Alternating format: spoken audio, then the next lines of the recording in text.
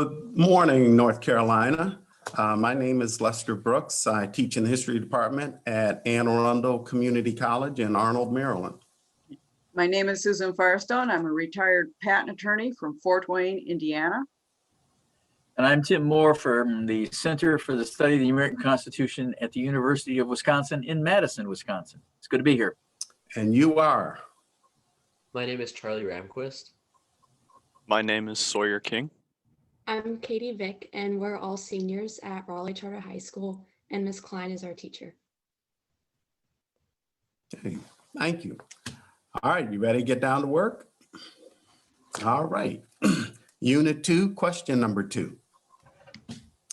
One founder claimed that representatives should, quote, refine and enlarge the public views by passing them through the medium of a chosen body of citizens whose wisdom may best discern the true interests of their country, unquote. Do you agree or disagree with this claim? What alternative systems of representation were considered by the founders? What alternative systems of representation, if any, should be considered in the 21st century? You may begin. In Federalist 10, James Madison argues that democracies can be more easily overtaken by factions, but that a republic provides a check against mob rule by delegating governing authority to a chosen body of citizens. He defines factions as any group of people with a common and uniting interest who seek to harm individuals or the common good. These factions were often at odds with each other, often resulting in the infringement upon the public interest and individual rights. However, this conflict also kept any one faction from gaining total control. Madison most feared majority factions, and the key benefit of a large republic is that it would stop majority factions from doing any harm. Representation in Madison's ideal system of government would have individual representatives work together as members of a larger body of citizens to allow the ideas of factions to be presented through these people. Having this chosen medium of knowledgeable representatives would refine and enlarge the interests of the people on a national stage. James Madison contends that the chosen body of citizens' wisdom may best discern the true interests of the country, and we agree with this idea. It is too difficult to have a large number of people govern themselves in a pure democracy. Instead, having individuals elected by the people to represent the interests of factions allows for the people to retain power over the government. The representatives would also have the experience and understanding to make informed and professional decisions that best represent the interests of the country. At the Constitutional Convention, equal and proportional representation were discussed. James Madison proposed the Virginia Plan, which contemplated a strong central government that would have power directly over the people. The number of representatives in both the House and the Senate would be proportionate to the population of each state. The New Jersey Plan proposed a system of equal representation, which kept a similar framework of the Articles of Confederation while providing an equal number of seats in Congress for each state. Madison considered equal representation and the Great Compromise an unjust system added only to conciliate the smaller states. Madison was spot on.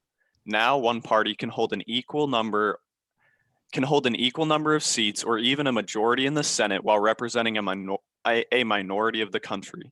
This is because the 15 most populous states have 2/3 of the US population. Despite this, they have the same number of representatives as low population states. Representation has been a debated topic in United States history. As our country changes, our government has to adapt. The Electoral College was originally designed by the founders to ensure large states did not dominate smaller states. The Electoral College has operated smoothly in most elections. However, recently there have been some controversies. In the 2000 election, there is an issue with Florida's 25 electoral votes due to ballot disputes. In the 2016 election, former President Trump lost the popular vote by more than 3 million votes, but won the Electoral College by 74 votes. Now the format overrepresents small and medium-sized states at the expense of large states. Individual votes from Wyoming are 3.6 times more influential than those from California. Representation could be improved by eliminating gerrymandering. We propose districts are drawn based on zip codes to ensure fair and equal votes. For the states that couldn't do this due to their population distribution, we propose rules to require districts to be compact, regular polygons, have an equal population, and the maps be drawn by an independent commission. The case Miller v. Johnson found racial gerrymandering unconstitutional. However, the Supreme Court has also decided that partisan gerrymandering is not reviewable by federal courts. We believe that partisan gerrymandering is unconstitutional, and any states who continue to draw unconstitutional districts should be punished. Thank you. Thank you. We will now have follow-up questions from the judges. I guess I'll start out. I'd like to stay in the 18th century, a little more comfortable there. What was the Anti-Federalists' critique of this representational system in the Constitution?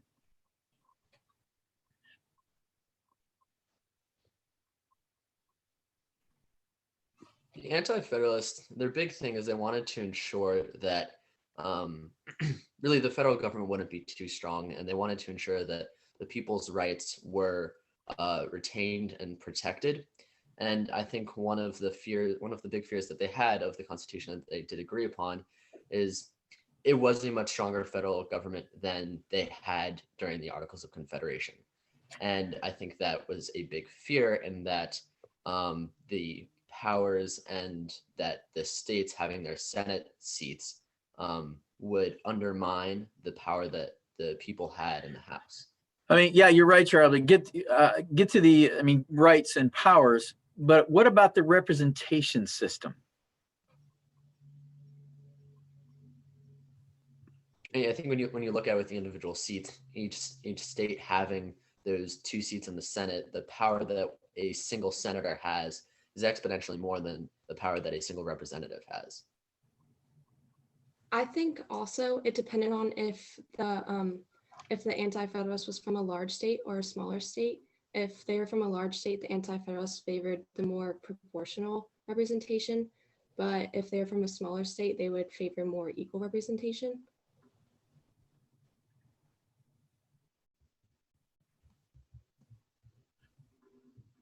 Well, maybe I'll jump on that one right now. Kind of going on during the convention, they settled upon an idea of the congressional district having 30,000 people in it. Why did they come up with that number, not the 10,000 that was originally proposed, or maybe 50,000?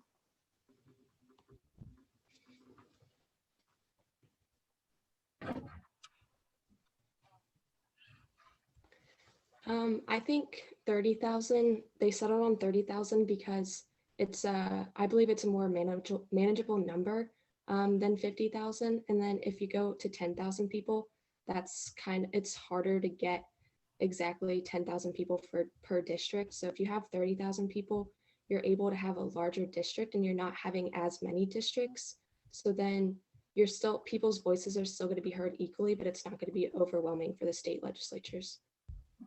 In addition to, if it was 50,000, you would have states who are essentially at a disadvantage if they don't reach that certain requirement number of that 50,000, which at the time was a big ask to have that amount.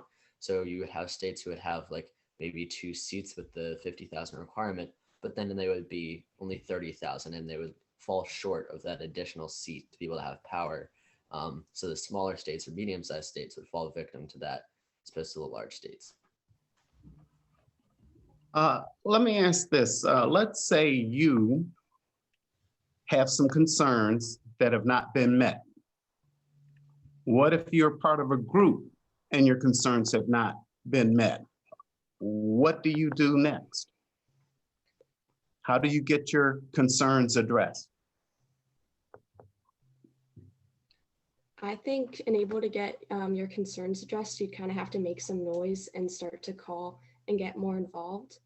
I also believe that it kind of gets at the point of what James Madison was saying about refining and enlarging the public view. When you go down into the different districts, you're getting at a smaller group of people and finding the idea that they want, and then the state legislator and their representative is able to bring it to light and enlarge that view so that the people can have their voices heard and see the change that they want. But what if Congress is not meeting your concerns? The Congress isn't meeting your concerns. The Constitution was created with the idea that people would serve as politicians for a limited amount of time, and they would take that as their civic duty. So if you're part of an organization, you would have somebody who could run for political office and really be in the thick of things to try to make a difference, or even you could as an individual. It's different than how it operates today, but that was their intent, is that people with interests who wanted to do their civic duty could participate and be a part of Congress, and on the federal level, or if they could participate on the state level. Okay, you've joined Congress, you're outnumbered, you're outvoted. So your needs, your concerns are not met. I'm making it tough on you. That's right. That's right. So what do you do? I think you learn to compromise. You learn to, you speak with the other people, you understand the views and the needs of other people who are in Congress, because everybody's there for a reason. They all have their passions, and you work with others to figure out what are the best way that we can bring together our needs so that they can all be addressed. And that's part of the refining and enlarging the public view, is it brings the needs of the people in the states on the federal level. And then in order for the things to be passed, in order for things to be changed, politicians had to work with each other to ensure that change could happen. Okay, thank you. I'd like to ask about Madison here a little bit. Why did Madison have such suspicions, or maybe even distrust, of delegate representation? I mean, what's he thinking there in the summer of '87? I think the big distrust that he has is, you as a citizen, you elect a certain person to represent you in Congress or in the state level. But after they're elected, they have nothing holding them to vote for your ideals. So I think his main concern is that elected official has no reins holding them back besides re-election in the future. So they have the power to go out and vote how they want. And you're trusting the person you vote into office to make the decision on your behalf.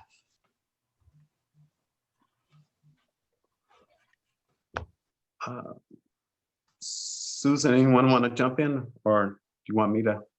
I can jump in on, we'll go a little bit. Some people have said that the House of Representatives is just too small to represent the population of the United States as it is now. Do you agree or disagree with that? And would you change the size of the House?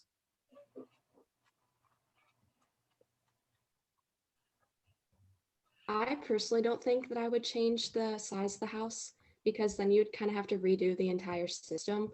And I think that would be pretty difficult. But I also think that the system that we have now works in the way that people are still able to have their voices heard, and we're still able to get stuff done in the House of Representatives, and they're able to pass through information and legislature to the next step. And I think that if we made it bigger, there would be this idea of we'd have a harder time getting things through, because you'd have to have more people agree and able to pass things through. And I think as our world is becoming more polarized, it would be much more difficult. Okay, thank you. We are out of time. Appreciate that. Now we will have feedback from the judges. Okay. Who wants to go first? I guess I'll start out. I liked your first couple sentences, that democracy is vulnerable to mobs. And that's kind of what prompted my question about what was Madison thinking there. So I like that introduction, and how that kind of framed your thinking. You got to the Virginia plan, you got to the Jersey plan. You mentioned that Madison, rightfully mentioned that Madison actually was frustrated with the compromise that was reached. I mean, he actually hated the Constitution. Wrote this long letter to Jefferson in October after the convention, what a failure he was, because he got not much of what he wanted. So the fact that you knew that Madison was not happy with the lack of proportional representation in both houses, I think is an interesting, an important thing to remember about Madison. I think if I had a little grumbly here, I would have liked to heard a little bit more about the anti-federalist criticisms of the ratios, the size, only 65 members, how that compared to their state legislature numbers. So a little bit more of the anti-federalists, and actually Madison's distrust of, I mean, he spent a lot of time, as you might well know, before the convention, looking at how awful the state legislatures were. So a little bit more on that, but I think on the whole, this was a good presentation, and I enjoyed spending time with you. I would echo that too. I spending time in the opening because the overrunning of the mob rule factions, and some of what I was trying to grab at, hoping that you, when I mentioned the size of the districts, I was just jumping in on Tim, trying to pull you over there. You brought up the Electoral College, which is nice, and it would have made it a little bit stronger. You mentioned that, and because they were afraid of being overruled by mob factions, but that's just something that would made it a little bit stronger. It has nothing to do with judging. So that would have been a lot of fun to hear.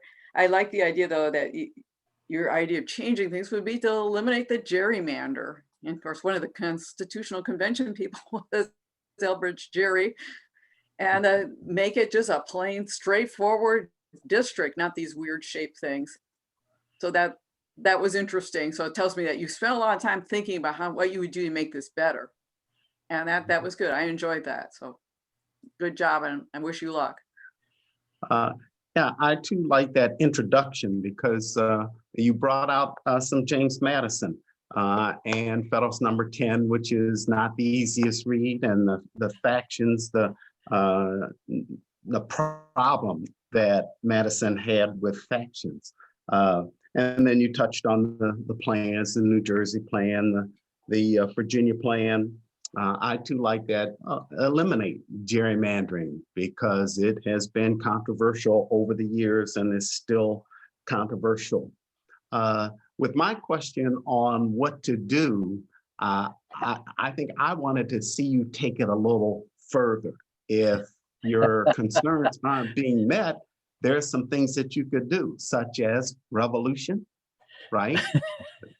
That's how we got here in the first place, this country. The Civil War, certain needs weren't met, and so individuals took it to a more violent way. We had marches in the Civil Rights Movement. So again, I think you could have brought that out to go beyond what you said, join up. Certainly there's compromise, except for right now, but normally there's compromise. But on the whole, good job and good luck the rest of the way. Let's give a round of applause.